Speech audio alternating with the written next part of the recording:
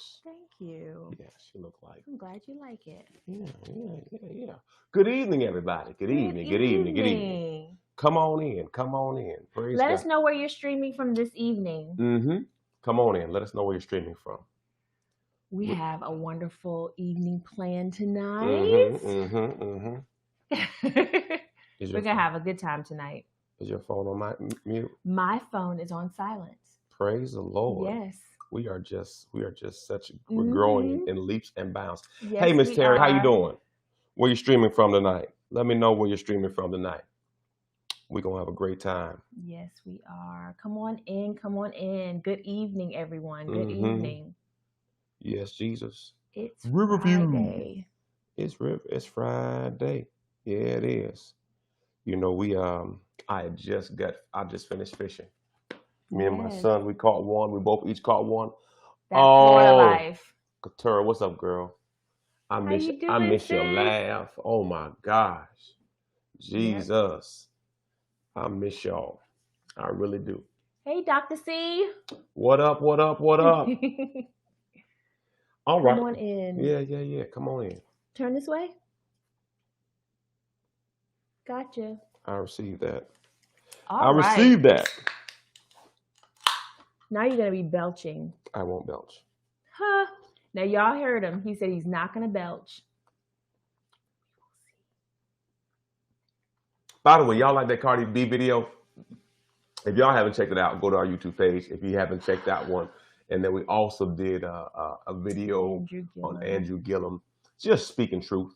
Not trying to kill or character assassinate anybody, just speaking truth. Right.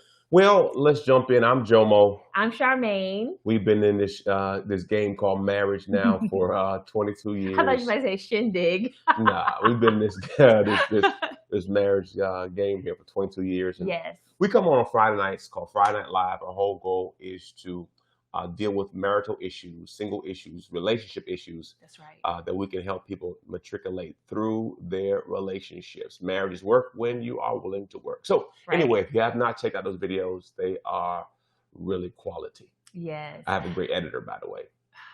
I'm glad you think so. Yeah. Well, tonight, you know, we always start out with our Cousins Chronicles on Friday Night Live.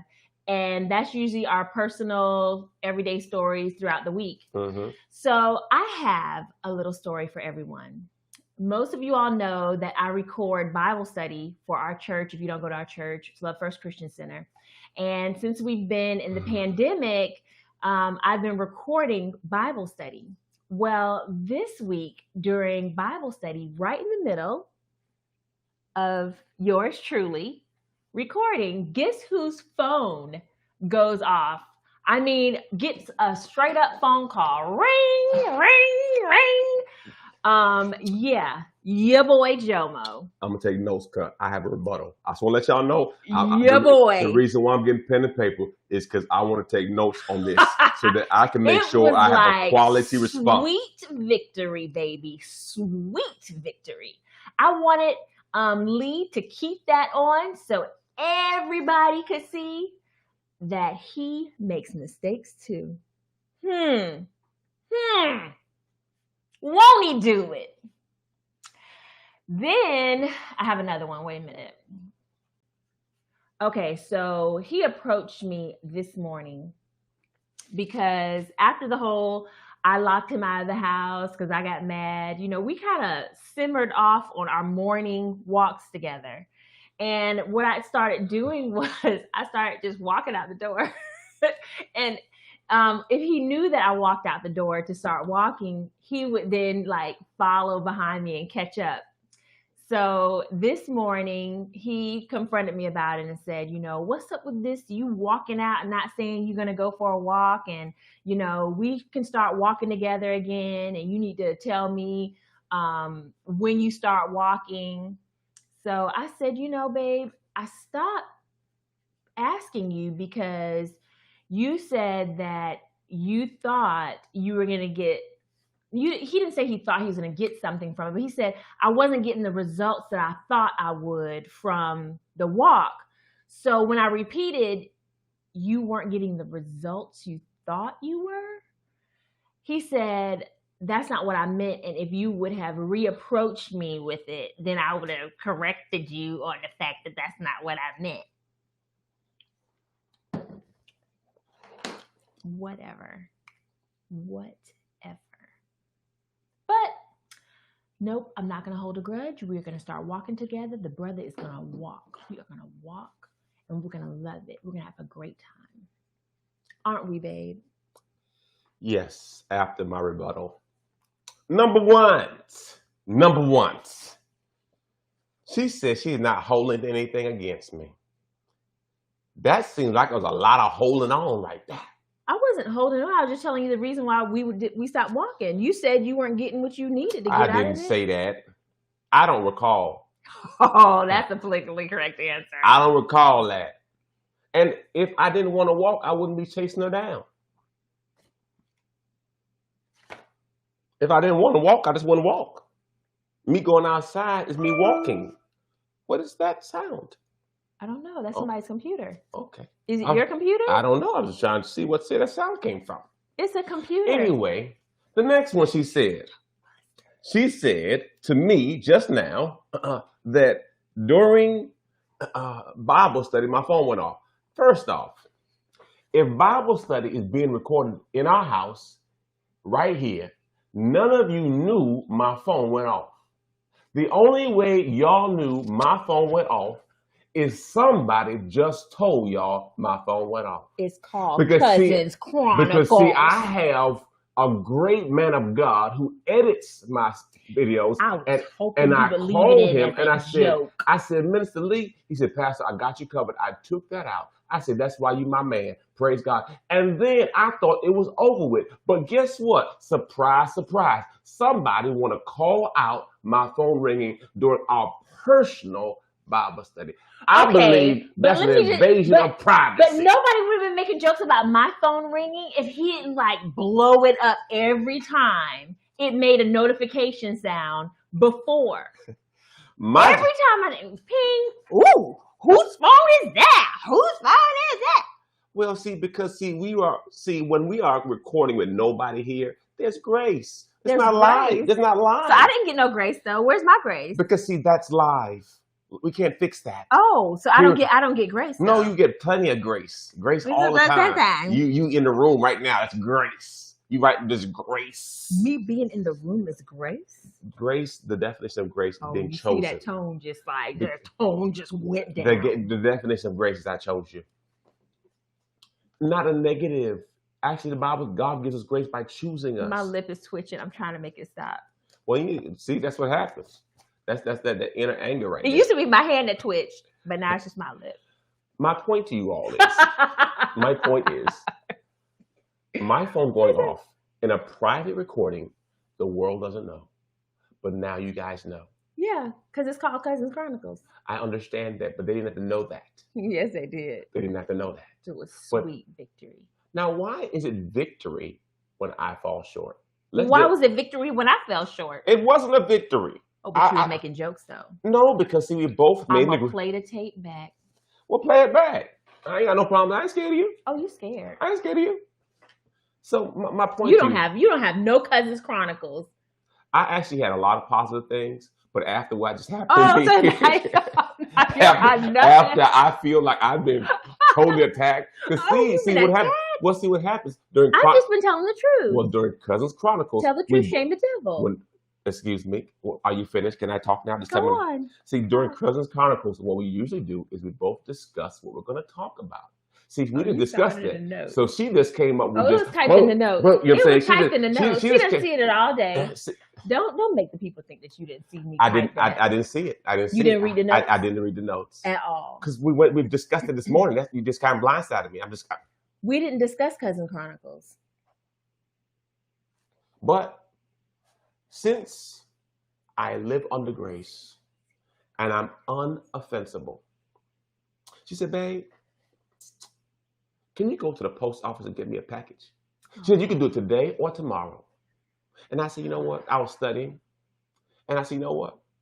She is my priority. And I got up and got her a package. Came back home. I didn't want no credit. All I'm saying is, she is my priority. I appreciate being your priority. Yeah. But then you just bust me in the face right now.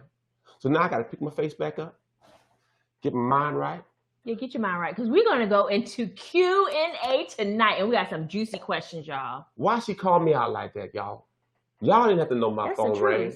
It did ring. They did need to know. Because Minister Lee should have kept it on the recording. Doggone it. It was funny. It was so funny. Y'all missed it. Lee, I signed your check. Don't do that. Don't do that. You know what? Don't even listen. Go back and get the original recording and then just put it on the YouTube channel. Oh, that'd be so sweet.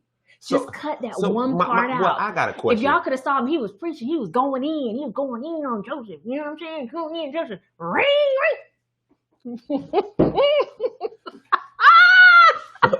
My point to you. I was like, yes. Why is there such a celebration when I fall short? That's my question. It wasn't falling short. It was just making a mistake. But why is it a celebration? Because you don't make many. So when you do, we have to celebrate them. This is garbage. Okay. Now, I do strive to work, do, and live at a level of excellence. Yes, you do. So when I do make a mistake, and I understand her perspective. Her perspective is, JOMO, it seems like you got everything under control. So when things kind of don't work out, she always like, oh my gosh, he's human.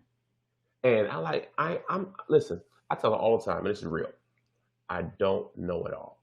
No, and you say that, yeah. I make mistakes, I fall short. I try not to, but I do. Right. And I understand it is comedy, and we both laugh together about it, and I'm cool with it, because the truth is we all fall short. That's right. And you have to be willing to laugh at yourself. Right. For real, for real. I love this woman. And she can I was going to give you a kiss too. You was feeling that? No, I'm okay. That, yeah, so anyway, that was a lot. But you said you want more. I give it to you. Now, so my premise is you have to be able to laugh through life. That's right. That's right. Because half of y'all so strung up and angry at each other. Listen, man, if it's funny, laugh. You hear me? If it's funny, laugh. Right. The Bible says laughter is good medicine. Yeah. All right, Charmaine. All right. We got some good questions. I want to get through them. Well, let's get. You ready? The first question we got was, when did you know you wanted to settle down, and what struggles did you have in your relationship? Are you talking to me? I'm talking to you for the first half. Okay. So when did you know you wanted to settle down? Real talk. I did not want to settle down. Okay. I was a very popular athlete. Right. And I could have almost anything I wanted. Right. Real talk. And with that, I was overwhelmed with selection. I'm telling you what it is. I was overwhelmed. And it wasn't always grade A selection, but it was. I agree. Well, I mean, it's just a selection. I'm not even going to discuss that right now. With that being said, I realized that I had to make a decision. I just belched, and I told her I wouldn't belch. Mm-hmm. Okay, yep. I wasn't even going to say nothing. Well, I'm admitting that I just belched. Oh, okay. Because you told me I was going to belch. I wasn't even going to, But I know you were going to say something about it, because I was going to say something after we stopped. Nah, I was about to call it something, but I didn't. See that? Anyway. So anyway, what it was, I realized that I couldn't have my cake and eat it too. Yeah. Mm-hmm. So she gave me an ultimatum, which was real. Yeah. And it was the best thing for me to do. Yeah. So I had to make a decision that I can't do both. Right. If I'm going to live it, I got to live it. And she, from the beginning, early, she said, listen, I ain't playing no games. I don't really want to date. If we're going to be together, we're going to be together. Right. When, she's always like, when you're ready to settle down, we can talk. Right. Because she knew I was kind of running kind of wild. At least, I don't think I was running wild. I might have had a bad reputation, but I don't think it was true. I'll tell y'all some stories next week. But the second half of that question was, No. The second half of the question was real. It's what struggles in the relationship do we have? And I'm assuming you mean at the beginning, since you talked about us settling down. Correct. So I think it was just getting to know each other better on like a more deeper level, because now you're living with the person 24/7.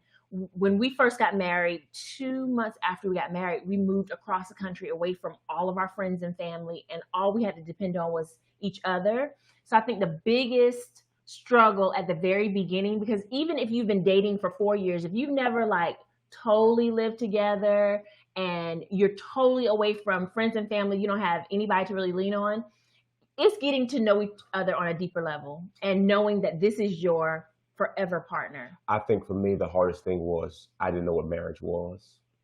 I didn't know what commitment was. I didn't know what covenant was. I knew she was my girlfriend. I know we were booed up. Then our son came, and being a father, and then not having, and then football went away, and not knowing how I was going to provide. Mm-hmm. That was a struggle. Right. Because I had a degree, but I didn't have a job. So I think most of it was just the weight and responsibility of the relationship. Okay. And I think too, if I dated you, I could always go back home to mama. Mm-hmm. But if I married you, I had to stand on my feet.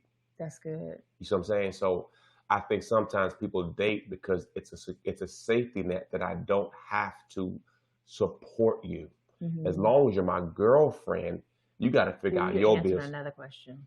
Okay, let me stop. Yeah. Okay. Because we're going to go in on what he's talking about in a future question we're going to ask. Okay, cool. All right. So number 2, what is the best part about dating an athlete? Now, I'm going to tell you what's best about dating an athlete from my perspective. And because I've decreed and declared that I'm an athlete. You a lie. You are not an athlete. I'm decreeing and declaring. I have already prayed and asked God. I told him that that's what I want. And I know God's going to give you the desires of your heart. And I know how powerful my words are. There's nothing too hard for God. So there is nothing too hard for God. You are an Olympian. That's right. I'm decreeing and declaring I'm an athlete. So he can tell you the best parts about being an athlete married to me. No, you're an athlete. You know how to work the hips. And then I'm going to tell you. You are a phenomenal athlete. So you know how to work your muscles. From the beginning, what the best part about dating, they said dating. So this is when we were dating. Okay. The best part about dating an athlete is the discipline. And the body was everything. You're talking to somebody that started dating him when I was 17, 18, 19. We got married when I was 20. So that was my mind. I'm like, oh. Yeah, but no, the discipline was funny. Really good. But dating an athlete, I think that that's so funny. Remember your mom said that funny thing one time? It was hilarious. Anyway, we're not talking about that tonight. Yes. And getting into like places without having to stand in line because he was so popular, that was pretty cool. Like the club. I'm just gonna say it. Like the club. Like the club. You know how everybody standing in line, they be like, JOMO. Now, the downside is that women would be all over me. Oh. I mean, I'd walk with her, and they would still hug me. And like, push me off to the side. Yeah, it was an interesting time. Yeah. But I still had a good time. Yeah. Yeah. Yeah. All right. You're here. You won. You're here. Yeah. I won. The lotto, pick 6. Who want to talk about? I did. I do feel like that. I know. You won. I won. Yeah. Number 3. Oh, you didn't say why you felt like you marrying an athlete was an advantage to you. They're not an athlete. I am an athlete. Okay, babe. Okay. Talk it. If we can't be one, okay. It's 3-3. By faith, you are an athlete. Yes, and you have to decree it with me. I just said I agree with you. You're an athlete. So what's the best part about being married to me as an athlete? Number 3, I don't want to waste time. Number 3, a few years ago, my husband and I decided we wanted to spice up our relationship. So we decided to invite someone else in our bedroom. During intimacy, my husband favored the other woman, giving her more attention than me. I'm struggling with insecurities about my body and having a hard time not bringing those hurtful memories up when we're having sex years later. How can I move past this? Jesus. That's a lot. Jesus. And you know what? Surprisingly enough, I have actually heard other women say that they've had threesomes with their husbands. So I don't know if this is like I don't know if I want thing. to talk about these complicated topics right here. This is like be a little too deep for me. That's a lot. I would say, if you know God and you are saved, and you guys mutually decided to do this, that you would need to ask God to help you with this, and you might actually need to see therapy with your husband, because I don't know if you've communicated with your husband how you feel and how you're still going through the hurt memories of that. If you've even you didn't say whether you discussed it with your husband and told your husband how you were hurt that he favored the other woman, but he might not have favored her, but it was something new and he knew he could get you the next night.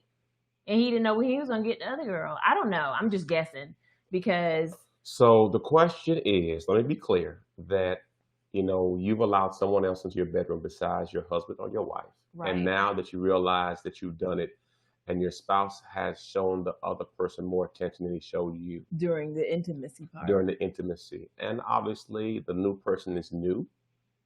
I'm not saying I said it, but I've heard this before, that often people chase after new stuff.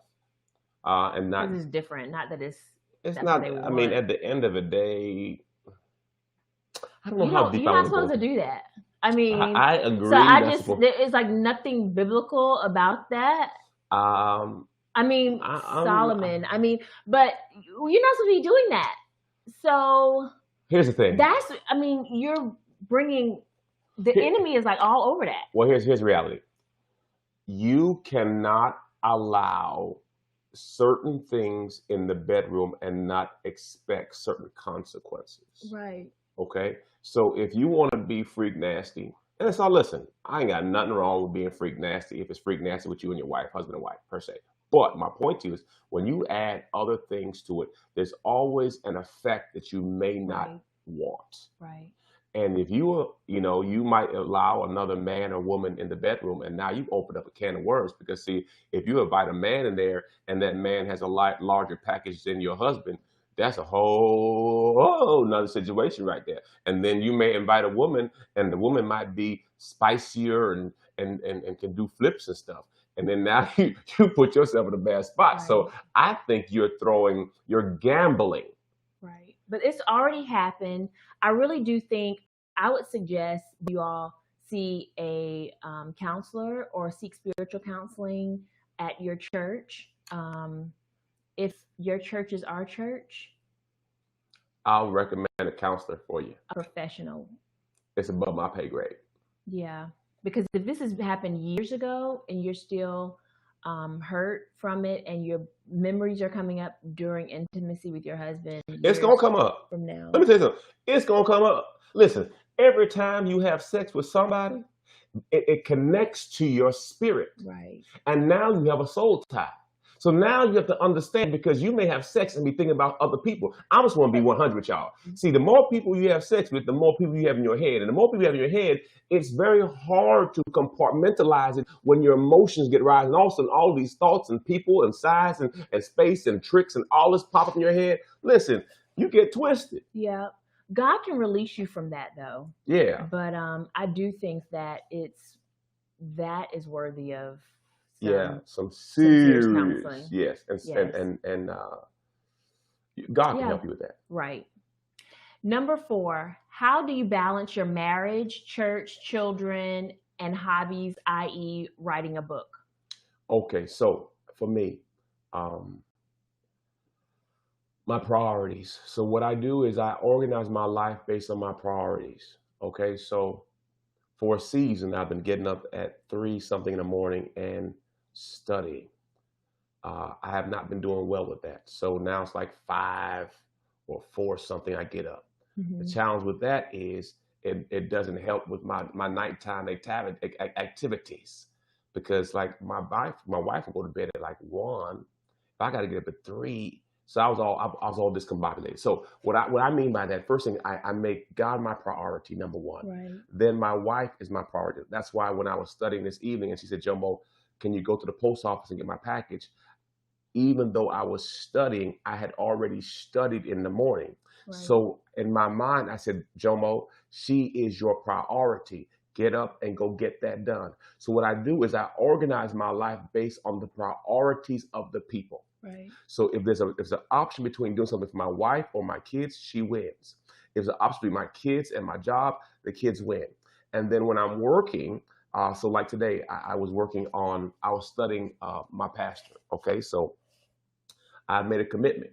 Mhm. Yes, I did. A new commitment to study his messages, give him an outline, and email him. Just because I said I got to up my level of commitment, Right. right? Right. And then I'm studying another pastor, and I'm Mhm. studying their notes. Why? Because I'm getting better. So what I'm doing is I reorganizing my life towards I can focus. After I do that, then I have to work on my book. So what all it is you schedule your time based on priority and what is important for you. Now, for my life, I'm purpose driven.